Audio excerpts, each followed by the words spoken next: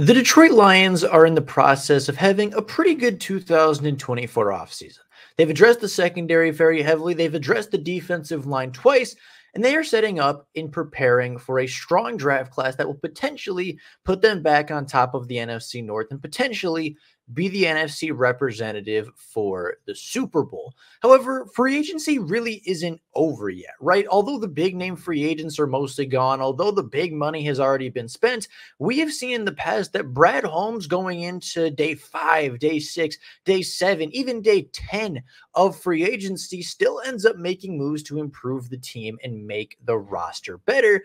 Today, I want to take a look at some of the pieces the Lions still potentially need, take a look at the active roster as it stands now with the signed free agents, and talk about where the Lions are a little bit shallow, where they're a little bit deep, and where the Detroit Lions can still look to improve as free agency continues and as they have roughly about $20 million left to spend of their cap space. So, with that being said, let's get into taking a look at the positions of need so far. And with the secondary being addressed, with the defensive line being addressed, I think there's only really a few spots left where you can really see the roster being thin and really see some improvements that are necessary. Now, this is a look at the active roster right now. As you can see, most of it's pretty good. The quarterback is Jared Goff and Hendon Hooker. The running backs are 4 deep. The offensive line is not shallow, but doesn't necessarily have the top tier left guard that we had last season. The wide receiving core is a little deep, but the tight end core is pretty solid with Sam Laporta, James Mitchell, Brock Wright, and Shane Zylstra being a 4 deep tight end. That's a pretty strong group. The edge rushing group and the defensive line group overall is Hutch, Houston, Davenport, Pascal, Betts, McNeil, Martin, Reeder, and Levi. A pretty strong group. Obviously, your starting four is probably going to be Hutch, McNeil, Reeder, and as of right now, Pascal, with obviously Houston and Davenport rotating in depending on who wins that starting job. The linebacking core looks really strong with Alex Anzalone, Malcolm Rodriguez, Jack Campbell, Jalen Reeves-Maybin, and Derek Barnes, while the secondary is by far the most improved unit, with Carlton Davis III being your cornerback 1, Cam Sutton being your cornerback 2, with Brian Branch being your slot cornerback. Your backups being Emmanuel Mosley, Stephen Gilmore, and Amik Robinson. Going to the safety position, you have Kirby Joseph, Brandon Joseph, and Ifeatu Melifonu as your 3 safeties. But of course, with the added depth in the secondary, with Amik Robertson being able to play slot as is Cam Sutton, if the secondary is fully healthy, we could very much see a set of Carlton Davis, Emmanuel Mosley, and Cameron Sutton as your 3 cornerbacks, with Joseph, Melifonwu, and Branch as your 3 safeties. There's a lot of versatility there right now, and I think that's actually going to be a big benefit for the Detroit Lions. So let's get into the first group that we're going to talk about today, being the offensive line. As I just mentioned, the offensive line looks like Taylor Decker, Coyote Awaska, Frank Ragnow, Graham Glasgow, and Penei Sewell. And while I do think that the offensive line is a big need for the draft, I don't think it's necessarily going to be a big need in free agency, and I don't think it's necessarily going to be addressed. Coyote Awaska is obviously the big outlier here, right? Taylor Decker is great, Frank Ragnow is great, Graham Glasgow is phenomenal, and Penei Sewell is an all-pro tackle. 4 across the offensive line is really, really good. But questions start to arise when you say, okay, you're replacing Jonah Jackson with Coyote Awaska, a player that last year played quite a few snaps for the Lions, over 250 snaps, being about a quarter of the season, and allowed just 1 sack, allowed just 2 penalties, and actually had a higher Pro Football Focus grade than Jonah Jackson himself. Jonah Jackson is now making $17 million a season with the Rams, while Coyote is making less than $1 million a season on the Lions. From a value perspective, Coyote is a really good player, and he was a starter versus the San Francisco 49ers in the NFC Championship game, where the Lions put up 31 points and seemingly ran the ball at will throughout most of that game. He was the starting guard for the Raiders game on Monday night, where the Lions ran really, really well against the Raiders, and Jahmyr Gibbs had really his breakout performance. The Lions have ran the ball really well behind Coyote in the past, and I do think that he could, with enough reps, with enough, time to work on it,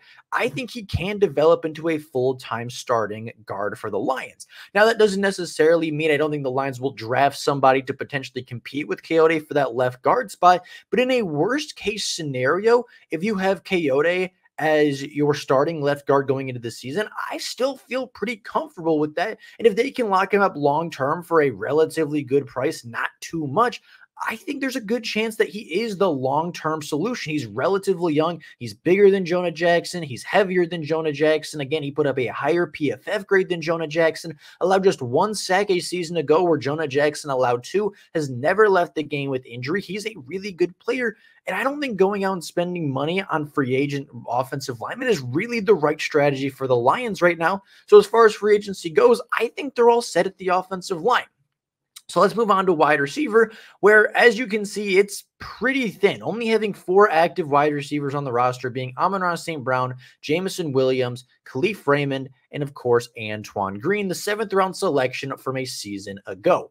I think this is where the Lions are going to address free agency if they are going to do so. And I think that they're going to try to bring back a couple familiar faces. I would not be surprised if Josh Reynolds or Donovan Peoples-Jones return to the team, but I also think they could potentially go out and get some active free agents to fill out this roster. And then again, potentially draft your wide receiver 1 in the NFL draft. St. Brown is obviously going to be your wide receiver 1. JMO is going to be your wide receiver 2, but neither of them really play that X position in the way that, say, Brian Thomas can, in the way that Marvin Harrison can, in the way that Malik Neighbors can, right? It's a Z wide receiver. It's a slot wide receiver. And while they both can play on the boundary, they're not the big 6'4" field stretcher that's going to dominate, like, say an A.J. Brown, say a DK Metcalf. He's not the X wide receiver, and that's okay. But I think the Lions are still looking for that guy. I think there's a couple of guys in free agency that could help, but obviously they're going to address that more in the draft. Players I'm looking at in free agency, I think Josh Reynolds for a 1-year, $6 million deal would be a great returner for the Lions. Obviously knows the system, knows the quarterback, was really successful last year, and was a big part of making it to the NFC Championship game. Donovan Peoples-Jones is your prototypical X, a 6'2", 4.4 speed wide receiver that can stretch the field, make big plays, make clutch catches, and I think he's a big player that could return for potentially less than $2 to $3 million a year. Didn't do a whole lot with Detroit last year, took a while to get caught up to speed, had a couple 4th down conversions, had a couple nice catches, but for the most part, wasn't super impactful because didn't have the chemistry with Jared Goff, didn't have the playbook necessarily down pat like the rest of them. But I think if you bring him back for 1 year, even 2 years, $2 million a season, you get good value for a potential X wide receiver. And then you really open up some possibilities there to go get a guy and get the best wide receiver as opposed to fitting around a certain archetype. Other free agents I think the Lions might have some interest in that are pretty cheap. Marquez Valdes-Scantling is kind of in that Donovan Peoples-Jones role. He is a 6'4", 4.3 wide receiver, does have some drop issues, which I think could potentially be off-putting for a lot of teams. But if you get him for, what, $2 million, it's going to be a pretty solid addition. Just won a Super Bowl with the Kansas City Chiefs with a touchdown in the Super Bowl. A very inconsistent player for sure, but a field stretcher, an X wide receiver, and somebody that isn't going to be super expensive. And then as a personal favorite, I think the other St. Brown brother, Equanimous St. Brown from the Chicago Bears, is a potential option as well. A 6'2" wide receiver that can stretch the field that I think is a pretty underrated wide receiver in the NFL. But what I really think he strives at and what I really think he is great at is the wide receiver blocking. We know that Ben Johnson loves wide receivers that can block, loves wide receivers that will play the game without the football in their hands. And I think St. Brown does that better than a lot of wide receivers in the NFL. I think he was the best blocking wide receiver for the Bears over the last couple of years. He was a great blocking wide receiver with the Green Bay Packers, and I think he'd be a great blocking wide receiver for the Detroit Lions. He might not get more than 200-300 yards on the season, but he's also not going to cost very much money. You pair up the St. Brown brothers, which would be a great storyline. Obviously, Amon-Ra is an all-pro. Equanimous, I think, is an underrated wide receiver that, again, might not have the biggest season, but is a 6'2" wide receiver that can block really well, that I think is probably underutilized with the Bears, knowing that Justin Fields isn't the greatest distributor of the football. And I think that he can be a really solid addition as well for relatively cheap. Doesn't really have drop issues, has no glaring weakness on film that I can see. And again, the blocking significantly stands out for him, and I think it's something the Lions will see and appreciate. Going over to the third position, the safety position currently looks like, again, Kirby Joseph, Ifeatu Melifonwu, Brandon Joseph, and if you want to consider Brian Branch a safety, I think that is very fair, but the Lions were pretty adamant last year that they didn't want to take Brian Branch out of the slot. Now, that very well could be due to necessity because they didn't have anybody else to play slot, right? They couldn't slide Cam Sutton into slot because then your boundary cornerbacks are Kendall Vilder and Khalil Dorsey, and you obviously can't have that.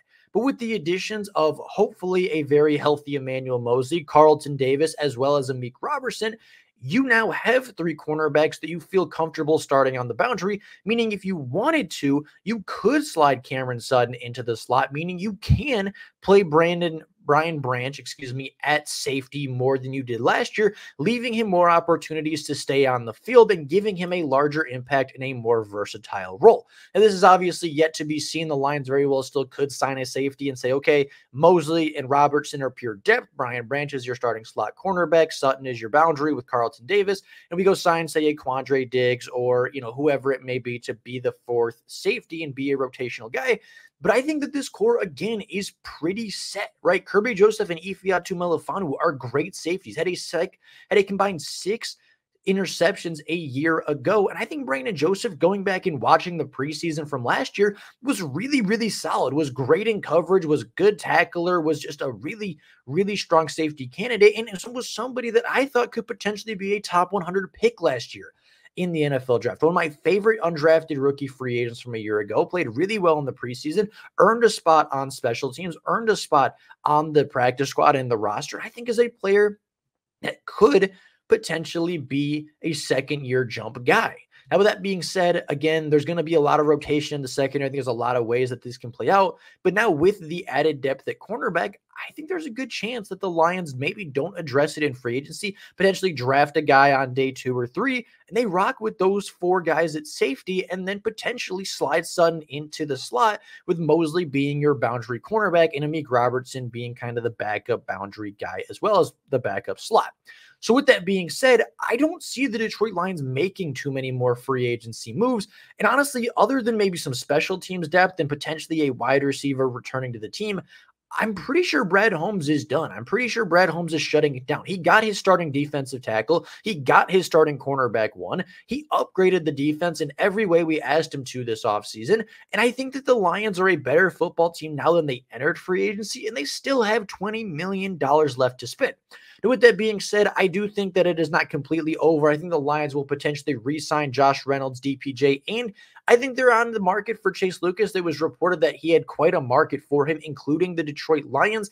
The Lions probably want to bring back one of their core special teams guys. It's been talked about that he was being very heavily pursued by multiple teams as one of the better gunners and better special teams players. I think they're going to try to bring him back for a couple million. I think they're going to try to bring back Josh Reynolds for a couple of million. And I think if they're going to go out and get an outside free agent from here on out, I think it's going to have to be Mike Danna. Mike Danna makes the most sense for this team. An edge rusher last year for Kansas City that had 6.5 sacks, has been steadily improving from a stats perspective every single year going forward. He should cost right around $8 million as a pass rusher. Add some more depth, add some more pass rush versatility, add some more depth on the defensive line, and then you just go into the draft and you roll, right? Again, just one more time going over the roster. Jared Goff is your starting quarterback. Gibbs and Monty is your running backs. Decker, Owaska, Ragnow, Glasgow, and Sewell is your offensive line. I think still leaves you as a top 5 unit in the NFL. St. Brown, Jamo, Raymond, and Green as your wide receivers. A little bit thin, but if you bring back Reynolds, you're pretty much running back with the exact same core as last year, and you can add a rookie at the X. You have Laporta, Mitchell, Wright, and Zylstra as your tight ends. Again, running it back as one of the better tight end groups in the NFL last year. Your edge rushers are completely fixed with Aiden Hutchinson and Marcus Davenport as your 2, with Pascal, Houston, Betts, and potentially, again, in this scenario, Mike Danna as your edge rushers. You could still draft a guy, but you then don't have to in the first round, or you have time for a project. Defensive tackles, McNeil and Reeder as your starting 2 is a massive upgrade over Benito Jones, with, again, Martin and Levi being the backups there, with John Kaminsky being part of that as well. I think that's really solid for them. And then, of course, you can still draft a player to develop. Linebackers, I think, are set. You might take a day 3 linebacker to replace Anthony Pittman, but other than that, they're pretty much the same as last year. Secondary is much improved with more versatility. Safeties are pretty set. Special teams is looking good. Like, this is a team that can compete for a Super Bowl. And I fully expect them to do so, but I don't think they need to spend much more money in free agency in order to do so. I think they've upgraded the positions they needed to. They feel comfortable at the positions that they haven't. And I think they're going to try to build this thing the rest of the way through the draft and put the finishing touches on, maybe even being more aggressive in the draft than we have otherwise seen. With all that being said, that's all I got for you guys today. Let me know down in the comments below what free agents you still hope the Lions target if there's a position, whether it be one we talked about today or one that we didn't. Let me know down in the comments below what you'd like to see the Lions do. But with all of that being said, that's all I got for you right now. Thank you all so very much for watching. And until next time, and as always, go Lions.